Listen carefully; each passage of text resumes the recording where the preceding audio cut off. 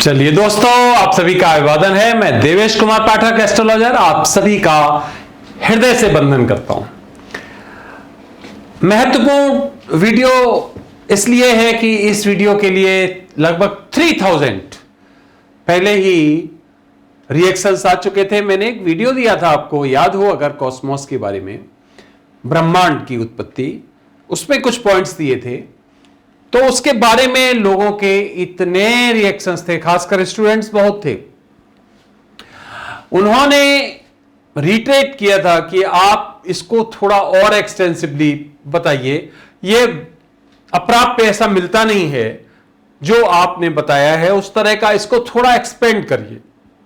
तो हमें बीच में टाइम नहीं मिला, लेकिन मैंने सोचा आज मैं आपको जरूर, क्योंकि आज मुझे भी लग रहा था कॉस्मोस के बारे में मैं आपको कुछ बताऊं, तो ये वीडियो देने का मेरा मन हुआ और मैंने कहा चलिए, वो हमारे पास पड़े हुए हैं वेटिंग में, कई रिएक्शंस पड़े हुए हैं, तो मैं ये आपको वीडियो फिर देता हूं। देखिए, एक अलग अलग थ्योरीज है ब्रह्मांड के अस्तित्व में आने की, लेकिन जो सबसे वैलिड थ्योरी मानी जाती है, ऑथेंटिक थ्योरी मानी जाती है, वो मानी जाती है बिग बैंग थ्योरी। क्या है ये बिग बैंग? मैं आपको थोड़ा समझाने का प्रयास करता हूं, फिर मैं आगे कुछ महत्वपूर्ण पॉइंट्स, क्योंकि देखिए आगे बढ़ने से पहले ये तत्व ज्ञान है।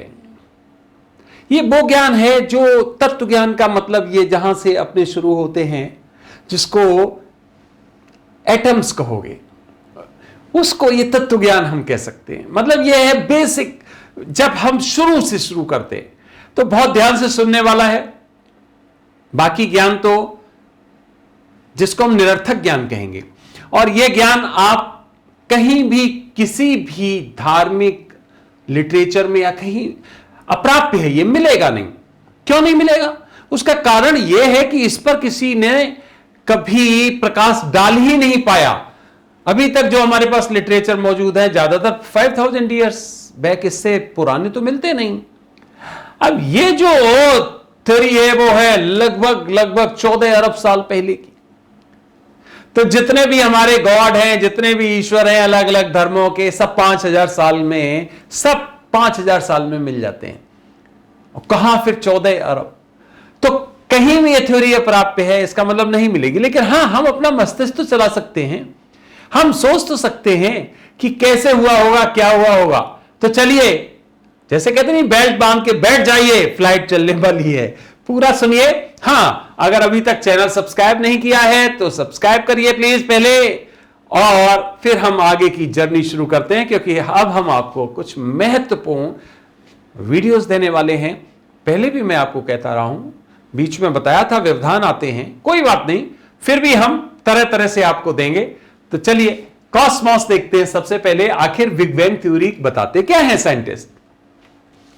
साइंटिस्ट बताते हैं कि 13.90 या 13.94 अरब साल पहले एक कोई बिंदु था। अब वो बिंदु कितना बड़ा था हम उस चर्चा पे नहीं जाएंगे, क्योंकि उस पर करेंगे तो ये बहुत लंबा टाइम लेने वाला है। वीडियो है, आखिर हम इंटरेक्शन नहीं कर रहे हैं आपसे, वीडियो बना रहे हैं, तो शॉर्ट में कोशिश करेंगे। एक बिंदु था और वो बिंदु इस तरह से फट गया, ब्लास्ट हो गया, बस्ट हो गया ये बिंदु। और ब्लास्ट होने के साथ at the rate of light speed, light की जो स्पीड होती है उस स्पीड से इसके अंदर जो भी तत्व थे वो सब स्प्रेड होने लगे चारों तरफ। वो प्रवाह इतना तेज था कि प्रकाश की गति से, प्रकाश की गति ही अभी तक हमें पता है सबसे तेज गति है, और भी अस्तित्व में आ रहे हैं कि हां कुछ और भी तत्व इससे भी फास्ट हो सकते हैं, लेकिन अभी तक प्रकाश को ही हम वैलिडेट करते हैं। प्रकाश की गति से ये चारों तरफ फैलना शुरू हो गई, और वो आज तक महत्वपूर्ण, आज तक उसी स्पीड से स्प्रेड हो रहा है। तो यहां सबसे महत्वपूर्ण बिंदु आता है, एक एक पॉइंट को बहुत गंभीरता से सुनते चले जाइए। बिग बैंग थ्योरी से या तो आपको भरोसा उठ जाएगा, विश्वास उठ जाएगा, और भी जो थ्योरीज है उन पर भी हम चर्चा करेंगे, और या फिर आप उस पर पूरा भरोसा करने लगेंगे। दो ही बातें होंगी, बीच में लटके हुए नहीं रहेंगे। पहला पॉइंट ज्यादा वैलिड है कि आपको उससे विश्वास हट जाएगा। अब हमने कहा कि इस तरह से चारों तरफ जो है वो प्रकाश की गति होती है, लगभग हम अगर लगा ले तो 3 लाख किलोमीटर पर सेकेंड, एग्जैक्ट लगाएंगे तो लगभग ये पड़ती है जाके, हम इसको यूं कर सकते हैं 299,792 2,99,792 किलोमीटर पर सेकेंड, ये लगभग स्पीड बताते हैं। हम 3 लाख मान लेते हैं क्योंकि इसको ऐसे कैलकुलेट कर लेते हैं, सूर्य से और पृथ्वी पर जो प्रकाश आता है वो यहां तक पहुंचने में 8 मिनट 20 सेकेंड का समय लगता है, या यूं कहें 490 सेकेंड का समय लगता है। जो अलग अलग, जरूरी नहीं यही इतना ही समय लगता है, ये एवरेज टाइम है, अलग अलग पृथ्वी के जो इलिप्टिकल इसका ऑर्बिट है उसके हिसाब से चेंज हो जाता है, और 490 सेकेंड से लेकर ये 507 सेकेंड तक होता है। तो ये एग्जैक्ट हर जगह प्रकाश एक ही टाइम पे पहुंचता है ऐसा नहीं है। जैसे इलिप्टिकल है, इसका मतलब पृथ्वी एकदम ऐसे सर्कुलर नहीं है, इलिप्टिकल है, ऐसे सूर्य का चक्कर लगाती है, तो हो सकता है कि यहां पर इसको 507 मिनट लगते हो और अगर यहां पे पास है तो 490 मिनट लगते हैं। ऐसे समझाने के लिए बता दिया आपको। तो एवरेज 8 मिनट 20 सेकेंड। इसका अर्थ क्या हो गया अगर प्रकाश की गति लें तो 3 लाख किलोमीटर पर सेकेंड। अब 3 लाख किलोमीटर पर second, mind it, 3 lakh kilometre पर सेकेंड अगर हम इंटू 60 करेंगे, ध्यान से सुन लीजिए इस पॉइंट को, तो ये 1 मिनट हो जाएगा। इसका मतलब ये 1 मिनट में चली हुई दूरी हो जाएगी प्रकाश की। अगर हम इसको फिर इंटू 60 करें तो ये 1 घंटे में चली हुई दूरी हो जाएगी प्रकाश की। अगर हम इसको 24 में मल्टीप्लाई करें तो ये 1 दिन की दूरी हो जाएगी प्रकाश की, और अगर हम इसको 365 करें तो ये 1 वर्ष की हो जाएगी प्रकाश द्वारा चली गई दूरी। अब इनको सबको मल्टीप्लाई कर लेना आप, और मल्टीप्लाई करके जो करोगे उसको लाइट ईयर कहा जाएगा, 1 साल में चली गई दूरी। तो आप समझ सकते हो ये यही है, इसको हम यही कहते हैं कि प्रकाश की गति जो है उस आधार पे 1 साल में जितना चलेगा उसको हम लाइट ईयर कहते हैं। अब 1 वर्ष जो है ये अलग अलग जगह पे अलग अलग होता है, इसका मैं अलग से वीडियो दूंगा, इसमें नहीं शामिल हो पाएगा, अलग से ही दूंगा कि जो जरूरी नहीं कि पृथ्वी पर जो ईयर है वही ईयर किसी और प्लैनेट पे होगी या किसी और गैलेक्सी पे होगी, नॉट एट ऑल, वो अलग विषय हो गया। तो इतना जो है वो 1 साल में प्रकाश चलता है। अब इसमें जब ये आपको 1 साल का पता चल जाए तो इसमें 13.94 अरब, अरब में कितने जीरो होते हैं आप खुद लगा लेना, अरब इंटू कर दीजिए, फिर निकालिए कि क्या हुआ। अब ये मैंने क्यों किया जरा ध्यान से देखो। मान लीजिए ये जो मैंने बताया कि एकदम पॉइंट ब्लास्ट हो गया, वर्स्ट हो गया, और प्रकाश की गति से चारों तरफ इसके जो तत्व थे वो फैलने शुरू हो गए, वो अणु थे, वो जो भी था उनमें जो भी तत्व थे फैलना शुरू हो गया। अब जब वो चारों तरफ प्रकाश की गति से हो गया तो अभी तक इतना जो समय निकला है इसका मतलब चारों तरफ वो इतना फैल चुका होगा, क्योंकि उसकी गति तो चेंज होगी नहीं। आपको पता है प्रकाश की गति जो होती है वैक्यूम में वो एक ही तरह से होती है, उसकी एक ही गति रहेगी, और चूंकि वैक्यूम था, खुद ही साइंटिस्ट कह रहे हैं कुछ था ही नहीं, केवल ये बिंदु था। यही बात हो गई ना।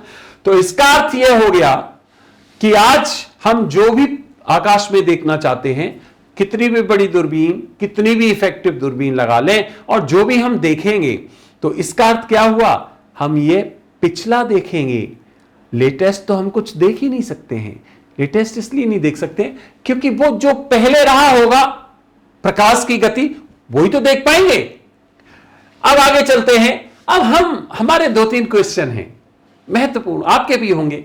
कोई भी वैज्ञानिक, कोई भी एस्ट्रोनॉट, कोई भी बड़े से बड़ा आध्यात्म का ज्ञाता, कोई भी बड़े से बड़ा जो हजारों सालों से मान लीजिए जो इसी में कर रहा हो सन, वो तो बता सकता है। लेकिन हमारे पृथ्वी लोक में इसको बताने वाला अगर कोई है तो मुझे बहुत अच्छा लगेगा ये मत बताइए कि ऐसा आगम में लिखा है, ऐसा वेद में लिखा है, ऐसा पुराण में लिखा है, ऐसा कुरान में लिखा है, ऐसा ईसाई धर्म के उसमें लिखा है। नहीं, क्यों? क्योंकि मैं बता चुका हूं कि उनमें ये चीजें हो ही नहीं सकती हैं, वो इस समय को बिलोंग ही नहीं करती हैं, और उसमें जो ज्ञान है वो ये ज्ञान है ही नहीं, तत्व ज्ञान है ही नहीं। तो अब मेरा पॉइंट यह है कि जो ये पॉइंट आया, दिस पॉइंट, ये पॉइंट आया कहां से? What was the origination of this point? सबसे पहला बिंदु तो यह है, बिग बैंग थ्योरी तो ठीक है, ओरिजिनेशन कहां से हुआ? ये तत्व ज्ञान की बात है कि ये तत्व कहां से आया, एलिमेंट, जो ये पॉइंट था, from where it came. Point number 1 बहुत जरूरी है। पॉइंट नंबर 2, इसका क्या आकार था, और इस आकार में इसका मतलब ब्लास्ट हुआ होगा और आज तक वो प्रकाश वर्ष की गति से चारों तरफ स्प्रेड हो रहा है, तो इतना ये कंपोजिट या कंप्रेस हुआ कैसे? इस एनर्जी को इतना कंप्रेस किसने किया? क्या इसको इतना कंप्रेस अपने आप किया जा सकता है? मींस नहीं किया जा सकता। अगर किया जा सकता होता तो और भी तो हमें ऐसे कंप्रेस्ड प्लैनेट्स या कंप्रेस्ड पॉइंट्स मिलते। क्या एनर्जी को इतना कंप्रेस्ड अपने आप हो सकती है एनर्जी? संभव नहीं है, नहीं हो सकती है। और अगर हो सकती है कोई तत्व, अगर कोई ऐसा है फॉर्मूला तो बताइए, क्योंकि एनर्जी आप पर्टिकुलर किसी नॉट में, पर्टिकुलर किसी गठरी में, पर्टिकुलर किसी पॉइंट में आप किस तरह से उसको कंप्रेस करेंगे, कोई तो मैकेनिज्म होगा। तो पहला पॉइंट हमारा यह है कि from where the element came from. The second, कि यह पॉइंट आया कहां से। थर्ड पॉइंट, जो ये पॉइंट आया, इस पॉइंट का भी तो कोई आयतन है, इसका भी तो कोई आकार है, इसका भी तो कोई स्वरूप है, इसका भी तो कोई शेप है। इसने कुछ तो स्पेस लिया होगा। वो स्पेस कहां से आया? अगर कुछ था ही नहीं कॉस्मॉस में, जैसा कि कहते हैं इसके पहले कुछ भी नहीं था, तो फिर यह पॉइंट इसका स्थान बना कैसे?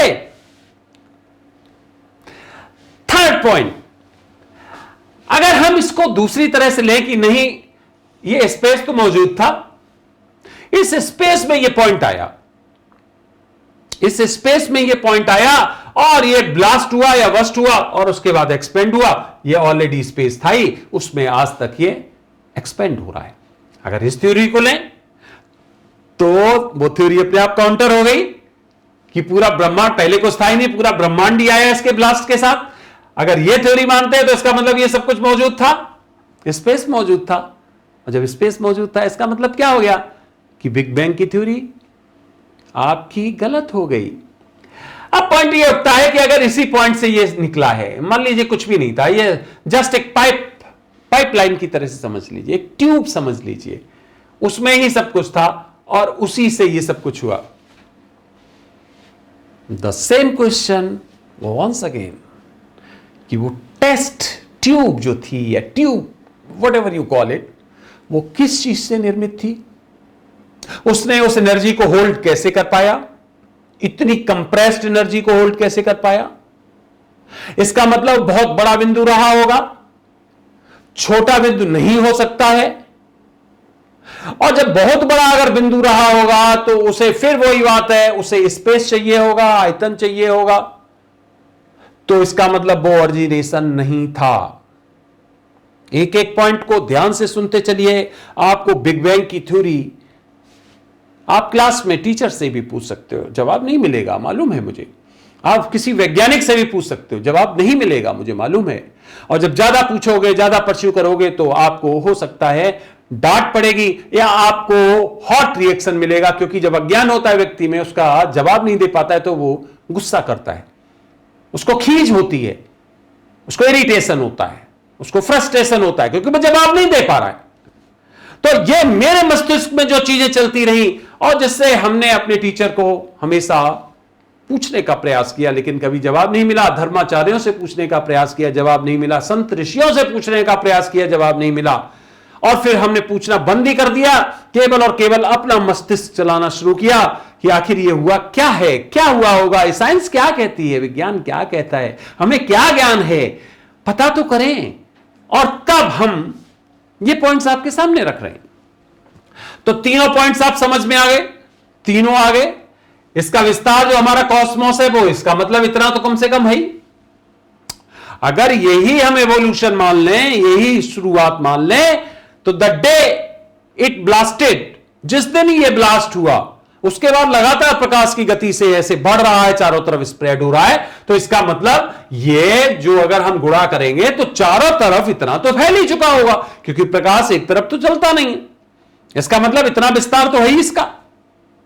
ठीक है, अब पॉइंट उठता है अगला, और वो पॉइंट ये उठता है कि इतना विस्तार आया कहां से और ये कब तक बढ़ेगा।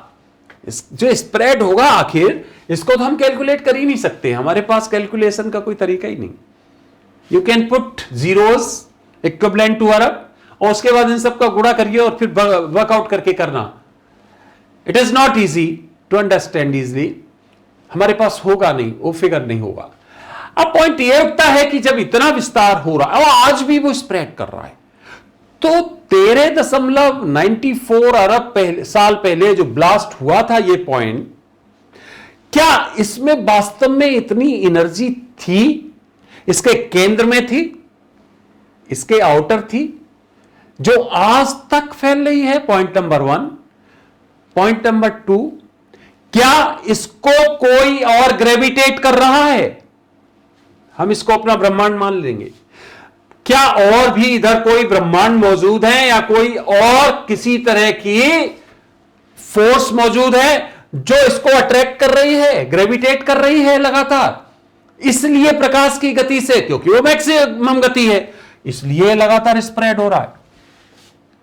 और एक दिन ये हो कि ये जाके इन्हीं में सब में मिल जाए, समाहित हो जाए जो और ब्रह्मांड है। क्या ये है? इसका अर्थ यह हो गया कि ये जो थ्योरी है वो हमारी समझ में नहीं आ पा रही है, समझ से परे है कि why is it spreading continuously, what is the source of energy? Energy का स्रोत क्या है? लगातार 13.94 अरब साल से जो स्प्रेड हो रहा है, तो बगैर एनर्जी के तो कुछ होता ही नहीं स्प्रेड। आपको पता है कि किसी भी ऑब्जेक्ट को आगे बढ़ने के लिए एनर्जी की आवश्यकता होती है, अदरवाइज वो आगे बढ़ ही नहीं सकता है।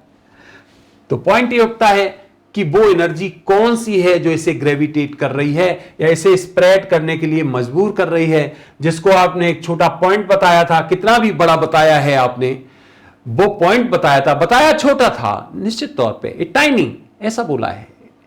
अगर वो मान लीजिए इतना शक्तिशाली था, तो उसकी कोई तो लिमिट होगी।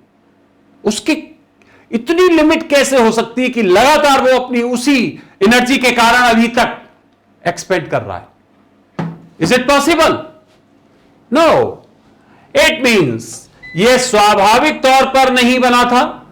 जो हमारे जवाब हैं, हमने जो सोचे हैं, हो सकता है लोग उससे सहमत हो भी सकते हैं, नहीं भी हो सकते हैं, लेकिन सहमत होने के चांस इसलिए नहीं तो कोई जवाब और बनते नहीं कि जो ये बिंदु बना था या जो ये आप बिंदु कह रहे हो वो बिंदु नहीं रहा होगा, वही पूरे ब्रह्मांड की एनर्जी धीरे धीरे धीरे धीरे धीरे धीरे सिकुड़ के और कुछ महत्वपूर्ण एक क्षेत्र में व्याप्त हो गई होगी। ये पूरा का पूरा ब्रह्मांड जिस तरह से स्प्रेड हो रहा है, उसी तरह ये श्रिंक हुआ होगा। और श्रिंक कैसे हुआ होगा?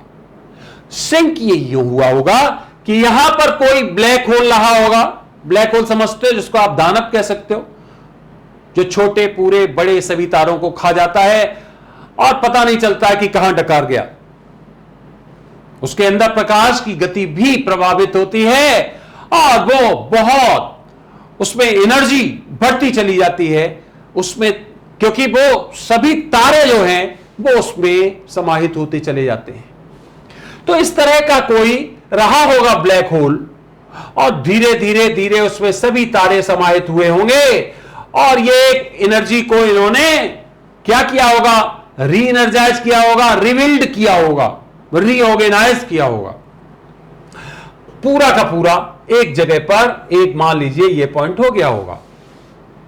यही सिद्धांत होगा उस ईश्वर का, उस परमेश्वर का, उस ऑलमाइटी का कि एनर्जी को स्ट्रिंग करना है, कंप्रेस करना है और उसको इतना पावरफुल बना देना है कि जब वो ब्लास्ट हो तो ये पूरे के पूरे क्षेत्र में दोबारा से फैल जाए और हमारा दोबारा से कॉस्मोस निर्मित हो जाए, ब्रह्मांड की दोबारा से स्थापना हो जाए।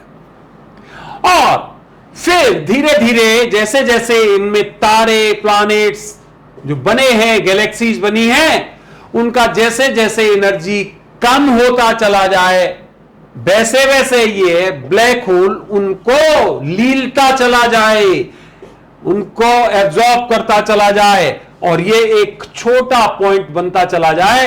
और जब फिर वही स्थिति आ जाए जब उसमें एनर्जी इतनी कंप्रेस हो जाए कि फिर उसमें एनर्जी का कोई चांस ना रहे, फिर वो ब्लास्ट हो जाए और पूरा का पूरा उसी गति से दोबारा से चलने लगे।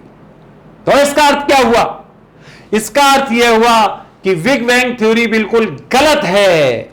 ब्रह्मांड पहले से मौजूद हैं, एक है या 1000 हैं, कितने हैं पता नहीं है, और उनका विन्यास बार बार बदलता रहता है। ब्लास्ट होता है तो विस्तार होता है, जो आज हम देख पा रहे हैं ये तारे, प्लैनेट्स, चाहे वो छोटे तारे हों, चाहे मीडियम हों, चाहे लार्ज हों, जैसे सूर्य है हमारा मीडियम तारा है, अल्फा सेंचुरी है बड़ा तारा है, इससे भी बड़े तारे, करोड़ों अरबों खरबों तारे हमारे ब्रह्मांड में, हमारी गैलेक्सी में मौजूद, और फिर करोड़ों गैलेक्सीज मौजूद, और फिर कितने ब्रह्मांड मौजूद पता नहीं। इसको सोचते ही दिमाग दिवालिया हो जाता है, दिमाग पागल हो जाता है, दिमाग सोच नहीं पाता है कितना विस्तार है। इतना विस्तार आया कहां से?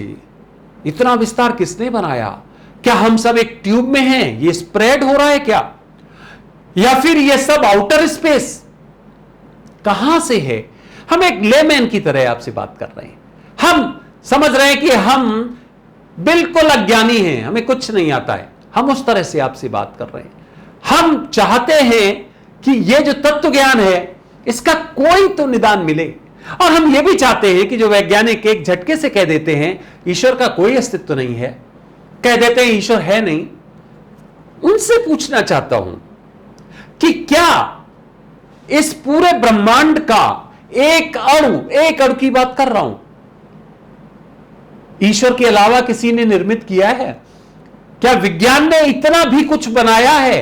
एक बस इतना बिंदु, एक अणु की बात कर रहा हूं मैं, एटम एक भी बनाया है? कुछ भी बता दीजिए। विज्ञान ने केवल कन्वर्जन किया है, A to B, B to C, C to D, energy को कन्वर्ट किया है एक से दूसरे में, शेप को चेंज किया है। कुछ नया निर्मित किया हो तो बताओ, कुछ भी नया निर्मित किया हो? नहीं कर सकता है। तो वो निर्मित किसने किया? अब यहां से जो ये तत्व था, ये जो हमने बताया श्रिंक हुआ होगा, फिर स्प्रेड हो रहा है, फिर उसके बाद श्रिंक होगा, फिर यही चलता होगा। हमें लगता है वो 13.94 अरब साल, ईश्वर का हो सकता है कि वो 2 साल होते हो, 4 होते हो, 10 होते हो, निश्चित तौर पे इसके बारे में, समय के चक्र के बारे में आगे एक और वीडियो आपको दूंगा। तो फ्रेंड्स, महत्वपूर्ण बिंदु जो है वो ये है कि ये जो थ्योरी है बिग बैंग की, और तो रिलायबल थ्योरी मानी नहीं जाती, इसी को सबसे ज्यादा रिलायबल माना जाता है। और the basic point is that, जो मैंने प्रश्न उठाए हैं आपके सामने, 6-7 प्रश्न उठाए हैं, उनका जवाब नहीं मिलता है। From where this point came from, who made it, compress इतना कैसे हो गया? अगर ये था तो स्थान कहां से आया? अगर ब्रह्मांड इसके बाद बना तो ये स्थान, इसको आपने काउंट क्यों नहीं किया? और अगर ये स्प्रेड हो रहा है लगातार तो किस कारण से हो रहा है? और अगर इसका इतना विस्तार हो चुका है तो अभी कितना और होगा? क्या इसके अंदर इतनी एनर्जी है कि ये लगातार स्प्रेड होता रहेगा? तो कोई तो स्टेज आएगी, तब तो बंद होगा, तो वो कौन से कारण हैं? अब जहां पर हम हैं, जहां पृथ्वी है या जहां पर छोटे छोटे ग्रह या बड़े ग्रह हैं, ये लोकेट हो ही नहीं सकते। जैसे मान लीजिए आज हम यहां पे हैं, ये पूरा मान लीजिए आप ब्रह्मांड, आज हम यहां पे हैं मान लीजिए। अब जब ये स्प्रेड हो रहा है लगातार, तो गैलेक्सी गैलेक्सी से दूर हो रही है। जब गैलेक्सी गैलेक्सी से दूर हो रही है तो प्लानेट प्लानेट से दूर हो रहे होंगे निश्चित तौर पे, क्योंकि विस्तार तो सभी का हो रहा है ना, विस्तार तो सभी दौड़ रहे हैं, सभी किसी तरफ जा रहे हैं, स्प्रेड कर रहे हैं। तो इसका मतलब अगर आज हम यहां से शुरू करें और कॉस्मोस में चले जाएं, तो हम इसको लोकेट नहीं कर पाएंगे दोबारा से कि यह है कहां पे, क्योंकि शिफ्ट हो चुका होगा स्थान कहीं और चला गया होगा, वो स्थान वहां पे होगा ही नहीं। चूंकि हम हवा में तैर रहे हैं एक तरह से, हमें लगता है हम स्टेबल हैं पर नहीं है। हम लगातार सूर्य का चक्कर लगा रहे हैं, हम लगातार तैर रहे हैं, ये जितने भी तारे हैं सब तैर रहे हैं। तो इसका अर्थ क्या हो गया कि जहां से हम शुरुआत करेंगे तो वहां हम अपने आप को नहीं पाएंगे, क्योंकि सब अपनी अपनी जगह से शिफ्ट हो रहे हैं। इसी सिद्धांत को अगर हम एक्सटेंड करें तो इट मींस हम जो चीज देखेंगे, जो ऑब्जेक्ट देखेंगे, तो वो ऑब्जेक्ट जितना दूर होगा हम उस ऑब्जेक्ट को उतने टाइम पहले देख रहे होंगे। अगर कोई पृथ्वी को देख रहा होगा मान लीजिए, और उसकी दूरी है 5 करोड़ लाइट ईयर या 500 लाइट ईयर मान लो, तो वो हमें 500 लाइट ईयर पहले का देख रहा होगा। वो हमें आज का नहीं देखेगा कि आज पृथ्वी पे क्या हुआ, वो तब का देख पाएगा क्योंकि वहां से ट्रेवर्स करने में उतना टाइम लगेगा प्रकाश को और उसे देखने में। तो पृथ्वी पता नहीं कब की उसे दिखाई देगी। इसी तरह से हम जब देखेंगे आउटर स्पेस को, तो हमें ट्रेवर्स करने में वहां तक उतना टाइम लगने वाला है। तो ये जादुई चीजें हैं। इसका मतलब कभी भी हम कॉस्मोस में नहीं झांक सकते हैं।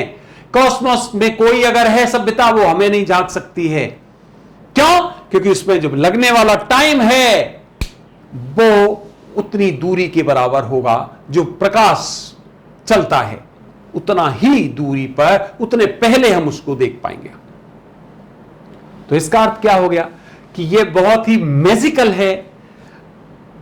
इमरजेंस जो है इस कॉस्मोस का, जो भी बताया गया है वो संदेहास्पद है।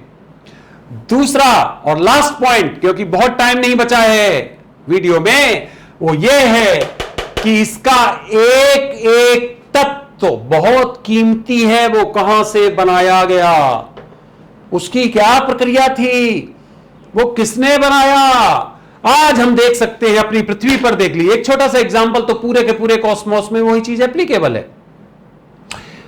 आप जमीन से लेकर कोई भी पॉइंट ले लीजिए, हर जगह एनर्जी मिलेगी। हर आइटम किसी न किसी काम का होगा, कुछ भी निरर्थक नहीं है।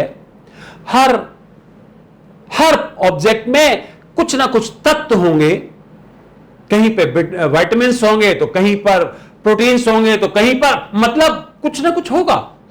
पृथ्वी देखोगे तो उसमें अलग अलग तरह का वो होगा, गैसेस होंगे, अलग अलग तरह के मिनरल्स होंगे, तत्व होंगे, एलिमेंट्स होंगे। वो कहां से आए? इसका मतलब कुछ भी अनुपयुक्त, कुछ भी ऐसा नहीं जिसे प्रयोग नहीं किया जा सकता हो, और वो और किसी ने बनाया नहीं आज तक। इसी में कहां से आया, किसने मैन्युफैक्चर किया, क्या था वो कि गैसेज और ये जो भी चीजें थी वो इतनी महत्वपूर्ण बना दी। तो फ्रेंड्स ये बहुत ही मैजिकल है। किसी के ऊपर कोई थ्योरी को थोप देना अच्छी बात नहीं है कि बिग बैंग हम कह रहे हुआ था तो हुआ था, हुआ था तो हुआ था, ठीक है, लेकिन व्यवहारिक सवालों का जवाब तो दीजिए। अगर है, नहीं है तो कहिए। अभी हम इस पर रिसर्च कर रहे हैं। विज्ञान का बहुत बड़ा योगदान है हमारी लाइफ में, निश्चित तौर पे विज्ञान को हम छोटा नहीं कर रहे हैं, लेकिन उसकी जो थ्योरीज हैं वो विश्वास से परे हैं। चलिए फ्रेंड्स, इस वीडियो में बस इतना ही। अगला वीडियो में आपको फिर देने वाला हूं, बहुत ही इंपॉर्टेंट। मैं आपको इस तरह के कई वीडियोस देना चाहता हूं, लेकिन हमारी कंपल्सन्स हो जाते हैं, मजबूरियां। लेकिन कोशिश करिए, मैं जुड़े रहिए, हम जरूर आपको इसी तरह के वीडियोस देंगे। आपने ये वीडियो देखा उसके लिए बहुत बहुत धन्यवाद। अगला वीडियो शीघ्र ही आप तक मैं देने वाला हूं, और तब तक के लिए आप सभी को ओम नमः शिवाय। नमस्कार।